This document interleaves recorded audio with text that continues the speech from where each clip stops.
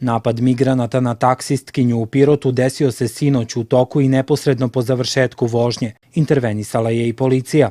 Sinoć sam ih povezala do autobuske stanice i umeđu vremenu usput su pušili cigare, smejali se i onda smo stigli tu negde pred četvrti kad sam osetila kako se pali upaljači i nešto je mnogo smrdelo, kosu su mi zapalili.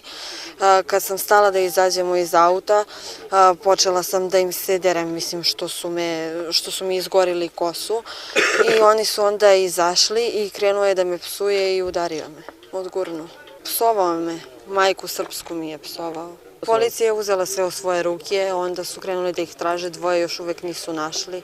I Natalija i njene kolege potvrđuju da su sličnih problema imali i ranije. Sinoćni napad bio je kap koja je prelila čašu.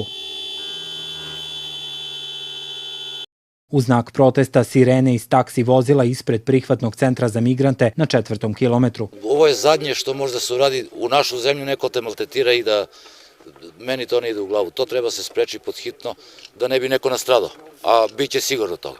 Ovo je problem, ja kako vidim, celog grada, ne samo mene, taksiste ili Natalije, jer malo je glupo da u našoj rođenoj zemlji dođe neko sa strane i da maltretira bilo što drugo da radi, ne samo da maltretira, da vređa, da prvo srpsku majku što je vređao, mi smo svi Srbi ovde, oni su ovde na tuđoj zemlji.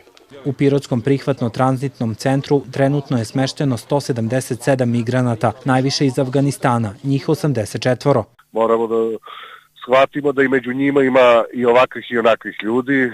Mi po našem zakonu ne možemo da njima ograničimo kretanje, ali u svakom trenutku i vodimo evidenciju ko je izašao i ko se vratio ili da li se nije vratio ili se zadržao negde i u stalnom kontaktu sa policijom. Mi se trudimo kao Komesarijat za izbeglice i migracije Republike Srbije da držimo ovu migransku situaciju pod kontrolom i što se tiče stanja u centru, ono je redovno. Međutim, što se tiče njihovog ponašanja u gradu, to je jednostavno van naše moći, to je stvar javnog reda i mira. Savović dodaje da Komesarijat ima dobru saradnju sa policijom. Iz policijske uprave Pirot saopšteno je da su sinoć posle prijave o neprimerenom ponašanju trojice migranata identifikovali ove migrante, obavili razgovor sa njima kao i sa oštećenom. O ovom događaju obavešteni su Osnovno javno tužilaštvo u Pirotu koje je procenilo da nema elemenata krivičnog dela i sudija prekršajnog suda koji se izjasnio da nema elemenata prekršaja, navodi se u saopštenju. Dodaju da su ekipe policije danas izašle na lice mesta po prijavi da su taksisti sa 10 vozila došli kod prihvatnog centra za migrante. Policija je obavila razgovor sa nekoliko taksista, a u saopštenju navode da tokom okupljanja taksista nije bilo narušavanja javnog reda i mira.